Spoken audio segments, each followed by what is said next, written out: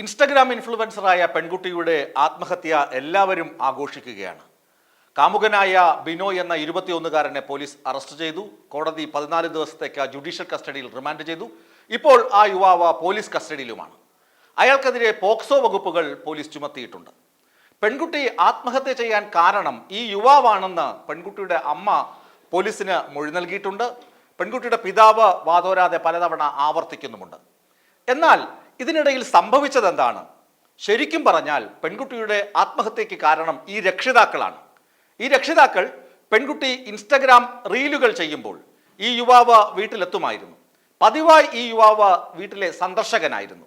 ഈ പെൺകുട്ടിയും യുവാവും തമ്മിൽ പ്രണയത്തിലായിരുന്നു. പെൺകുട്ടിക്ക് 18 തികയുന്നതിന് മുമ്പേ ഈ യുവാവുമായി അല്ലെങ്കിൽ ഈ ആൺകുട്ടിയുമായി പ്രണയത്തിലായിരുന്ന കാര്യം ഈ അച്ഛനും അമ്മയ്ക്കും അറിയാം.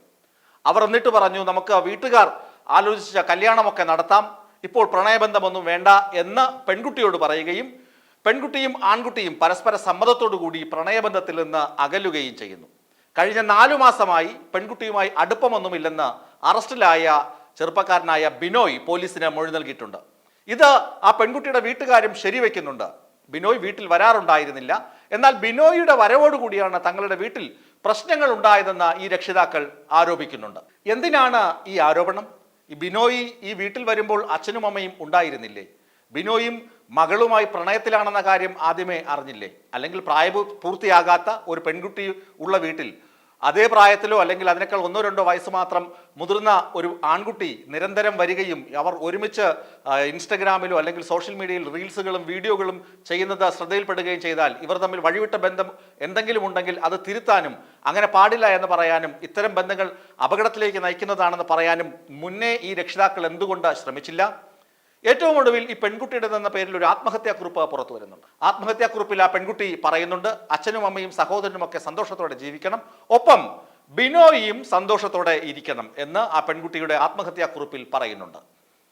ഇപ്പോൾ പുറത്തു വരുന്ന വാർത്തകൾ അല്ലെങ്കിൽ പോലീസ് പുറത്ത് വിടുന്ന അല്ലെങ്കിൽ ഇവരുടെ മൊബൈൽ ഫോണുകളുടെ പരിശോധനയിൽ നിന്ന് പോലീസിന് മനസ്സിലാക്കിയ കാര്യം, ഈ പെൺകുട്ടിയും ആൺകുട്ടിയും തമ്മിൽ ശാരീരിക ബന്ധത്തിൽ ഏർപ്പെട്ടിട്ടുണ്ട്. പെൺകുട്ടിക്ക് പ്രായപൂർത്തിയാകാത്ത സമയത്താണ് ഇത്തരം ബന്ധം നടന്നത്. അതുകൊണ്ടാണ് ഈ യുവാവിനെതിരെ പോക്സോ വകുപ്പനുസരിച്ച് കേസ് ചുമത്തിയിരിക്കുന്നത്.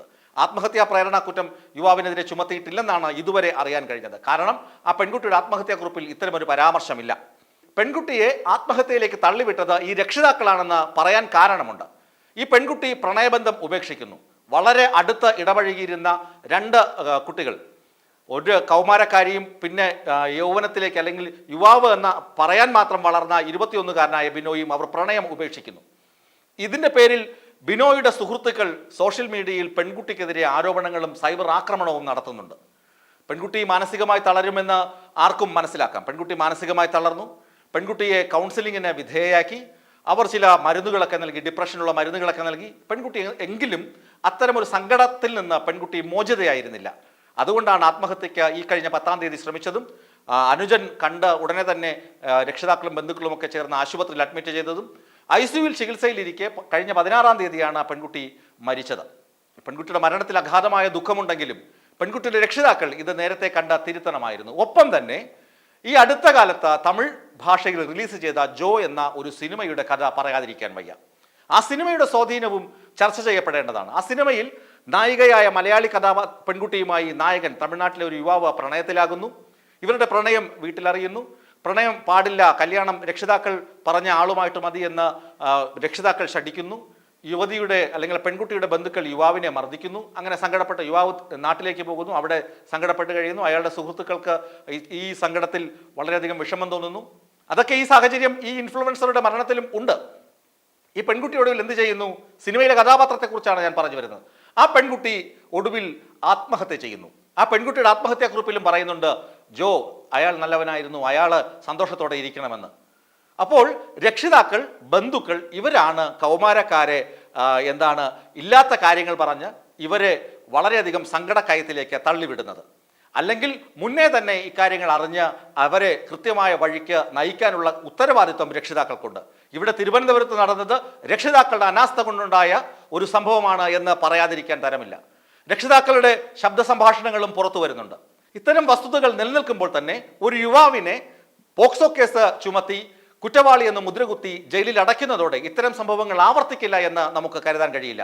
ഏതായാലും ആ പെൺകുട്ടിയുടെ മരണത്തിൽ ദുഃഖം രേഖപ്പെടുത്തുന്നു. ഒപ്പം ഇത്തരം കേസുകളിൽ പെൺകുട്ടിയുടെ രക്ഷിതാക്കൾ പറയുന്ന സംഭവം മാത്രമാണ്, അല്ലെങ്കിൽ പെൺകുട്ടിയുടെ രക്ഷിതാക്കളുടെ മൊഴി മാത്രമാണ് വാസ്തവം എന്ന് വിശ്വസിക്കാതെ മറ്റ് വശങ്ങൾ കൂടി, മറ്റേതൊക്കെ വശങ്ങളാണ് ഈ മരണത്തിലേക്ക് നയിച്ചത് അല്ലെങ്കിൽ ആത്മഹത്യാ ശ്രമത്തിലേക്ക് നയിച്ചത് എന്നുകൂടി പോലീസ് അന്വേഷിക്കണമെന്ന് അഭ്യർത്ഥിക്കുകയാണ്. ഇത്തരം വസ്തുതകൾ നിലനിൽക്കെ തന്നെ ഈ യുവാവിനെ പോക്സോ ചുമത്തി കുറ്റവാളി എന്ന് മുദ്രകുത്തി ജയിലിൽ അടച്ചതുകൊണ്ട് മാത്രം ഇത്തരം സംഭവങ്ങൾ ആവർത്തിക്കില്ല എന്ന് പറയാൻ കഴിയില്ല.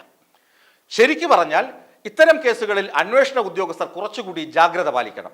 രക്ഷിതാക്കളുടെ മൊഴി മാത്രം വിശ്വസിക്കാതെ, സൈബർ സെല്ലിന്റെ പരിശോധനയിൽ ഫോണിൽ കണ്ട രേഖകൾ മാത്രം വിശ്വസിക്കാതെ സാമൂഹികമായ പശ്ചാത്തലം കൂടി മനസ്സിലാക്കണം. ഇവർ തമ്മിൽ പ്രണയത്തിലായിരുന്നു. പ്രണയം ബന്ധം ഒഴിഞ്ഞതിന് ശേഷം 4 മാസം ഈ യുവാവ് എന്ത് ചെയ്യുകയായിരുന്നു? ഈ യുവാവ് പെൺകുട്ടിയെ ശല്യപ്പെടുത്തിയിട്ടുണ്ടോ, ഹരാസ് ചെയ്തിട്ടുണ്ടോ? അങ്ങനെയൊക്കെയുള്ള പരിശോധനകൾ ആവശ്യമാണ്. അതിനുശേഷം വേണം ഈ യുവാവ് കുറ്റവാളി എന്ന സമൂഹം പോലും മുദ്രകുത്താൻ. അല്ലാതെ ആരുടെയെങ്കിലും മൊഴി കേട്ട് ഇത്തരം സംഭവങ്ങളിൽ ഒരാളെ കുറ്റപ്പെടുത്തുന്നത് ശരിയല്ല എന്നും അടിവരയിട്ട് പറയട്ടെ.